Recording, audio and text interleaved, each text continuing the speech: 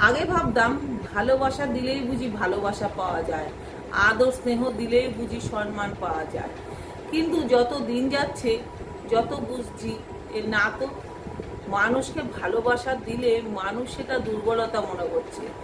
মানুষকে যত স্নেহ আদর দিচ্ছি মানুষ সেটা মনে করছে আমি খুব সস্তা, খুব সহজ। কিন্তু নিজেকে সবার সামনে সস্তা বা সহজ করে তোলার কোনো মানে নেই। আমার যতটুকু যোগ্যতা আছে ততটুকু নিয়েই আমি আমার সম্মান মতো বাঁচব। আমার বাবা বলতেন মান আর হুঁশ নিয়ে মানুষ, এই দুটো না থাকলে মানুষের আকৃতিতে অন্যরকম কিছু মনে হয়।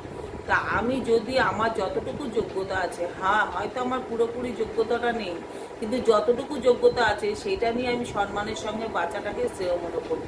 কারণ মানুষের সামনে সস্তা তুলে ধরার তো কোনো মানে নেই। আর আমি কেনই বা হতে যাব মানুষের সামনে সস্তা?